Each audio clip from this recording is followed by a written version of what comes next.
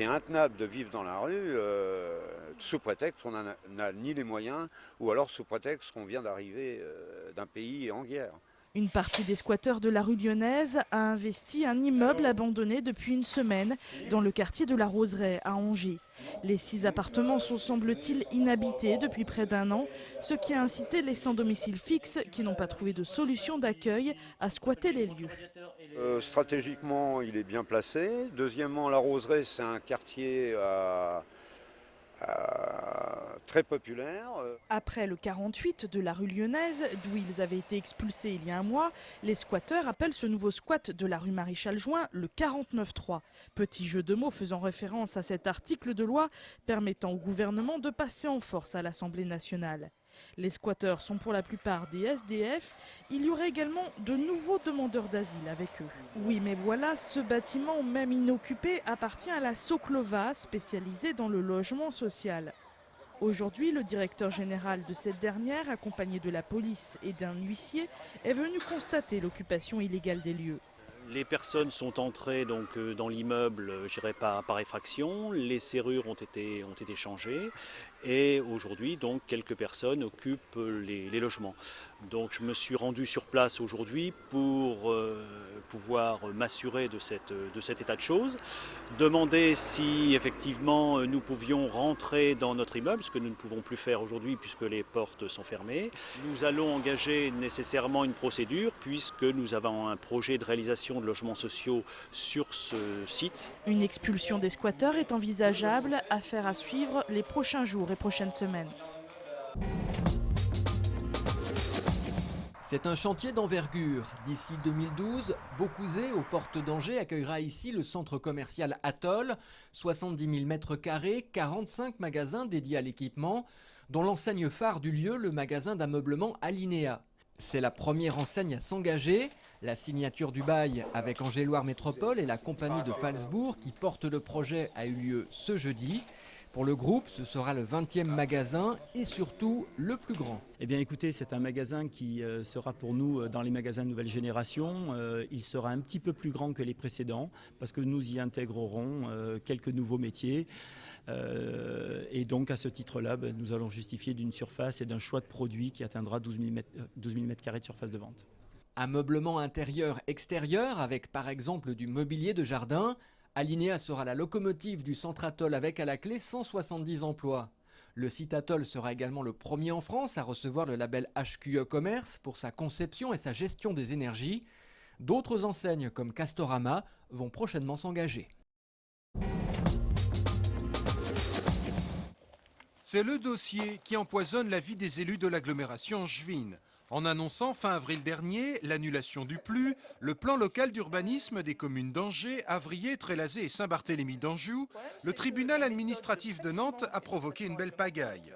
Ce plan, rappelons-le, établit les grandes orientations urbanistiques pour les années à venir. Le tribunal administratif a estimé que la concertation qui avait accompagné son élaboration n'avait pas été suffisante, notamment avec les associations. Du coup, les élus de l'agglomération se réunissent ce soir pour lancer un nouveau PLU qui devra faire une plus large place à la concertation. Nous allons organiser cette concertation de manière la plus décentralisée possible, la plus participative possible, de sens à ce qu'on fasse des allers-retours, non seulement par des questions et réponses, mais par des débats animés, parfois par d'autres personnes que des élus ou des techniciens, et nous ferons en sorte, bien sûr, d'enrichir le projet urbain. Du côté de l'opposition représentée au sein du conseil d'agglomération, on souhaite effectivement que la concertation soit la ligne directrice de ce nouveau PLU. Et pour étayer son argumentation, l'opposition s'appuie sur l'exemple des projets de construction contestés par les habitants aux Basses-Foissières à Angers. Cette ville qu'on a à construire pour les 20-25 ans qui viennent, elle doit être faite avec les Angevins. C'est d'abord de la pâte humaine, c'est pas du béton une ville. C'est d'abord comprendre comment les gens vivent les uns avec les autres, créer du lien social, créer de la vie, de la vitalité et puis une qualité de vie. Si tout se déroule comme prévu, ce nouveau PLU ne sera pas opérationnel avant fin 2011. D'ici là, ce sont les POS, les plans d'occupation des sols des 4 communes concernées qui vont régir les règles d'urbanisme.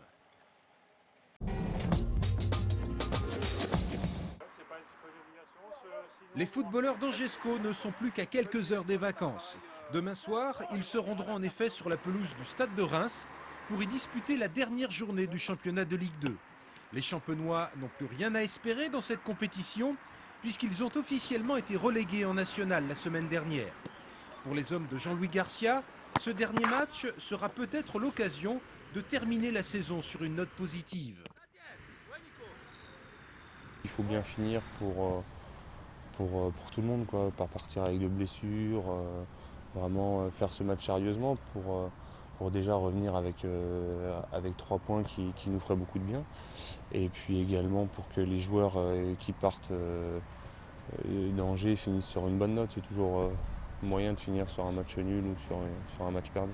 Il y a le total de points aussi qu'on a envie d'améliorer par rapport à l'année dernière. Pour l'instant, on est très sensiblement sur le même parcours que l'année dernière en termes de points, de victoires. Donc on peut encore améliorer ça en obtenant une dernière victoire à Reims.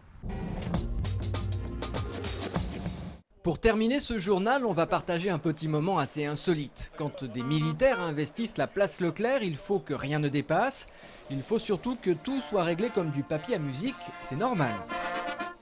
Cet après-midi, 5 fanfares du génie, comme ici celle de la brigade légère blindée de Nantes, ont offert un festival de musique militaire dans plusieurs points de la ville. Vous les avez sans doute croisés et évidemment entendus.